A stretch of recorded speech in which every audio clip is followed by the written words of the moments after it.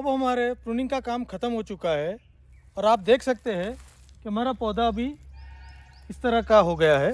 आप देख सकते हो ये पौधा अभी पूरा खुला खुला है और उसकी नीचे की डाली तक सूरज की धूप जा रही है। सो इससे हमारे पौधे को रोगों के और कीटकों के सामने अच्छा प्रोटेक्शन मिलेगा। प्रूनिंग करते टाइम हमें कुछ बातों का ध्यान रखना पड़ेगा जो मैं अभी आपको बताने जा रहा हूँ। वैसे देखा जाए तो संतरे वर्ग के पौधे में कोई प्रूनिंग की सिफारिश नहीं है, पर हम इस पौधे को 20 से 25% तक काट सकते हैं।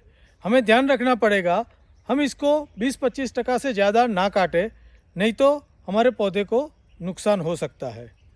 दूसरा, काटने के पहले हमें ये ध्यान रखना पड़ेगा कि हमारे जो टूल है, औजार है, उसको हम डिसइंफेक्ट कर ले और हर पौधे के बाद इसको डिसइंफेक्ट करना चालू रखें, ताकि यदि कोई एक पौधा खराब है तो उसकी बीमारी दूसरे पौधे में ना फैल जाए।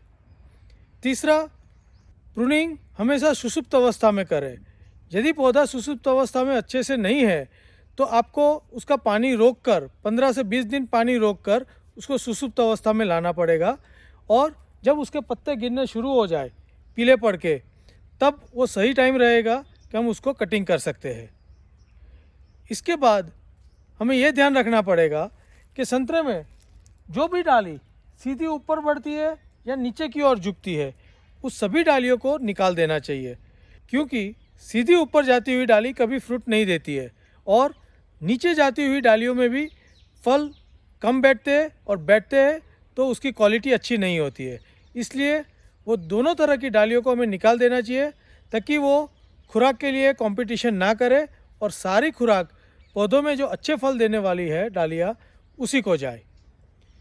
इसके बाद हमें ये ध्यान रखना पड़ेगा कि हमने प्रूनिंग से जो भी सूखी, रोग वाली या गीली डालियाँ, जो हरी डालियाँ निकाली है, उसको खेत में ना छोड़ के हम इसको सारी इकट्ठा करके हमें इसको कंपोस्ट में डाल देना चाहिए। इससे क्या होगा कि आने वाली सीज़न में उन्हीं डालियों में से रोग नए फूटान में ना चला जाए, इसलिए साफ़ सफाई रखना आवश्यक है। उसके बाद जब हमारी सब प्रूनिंग ख़त्म हो जाती है तो हमें जो हमारे बड़े घाव बने हुए हैं उनको कॉपर ऑक्सीक्लोराइड के पेस्ट से और बाकी बचे पौधों को उसी के 1% के घोल से स्प्रे करना चाहिए, ताकि पौधे पर कोई भी इन्फेक्शन दाखिल ना हो।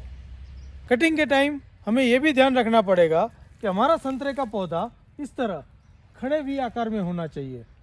इससे क्या होगा कि जब उस पर संतरे लगेंगे और फल के बाहर से डालियाँ झुकेगी, तो वो डाली, यदि हमारी डाली ज़मीन के पैरेलल होगी तो झुक के ज़मीन को फल टच कर जाएंगे और हमारे फल ख़राब होंगे।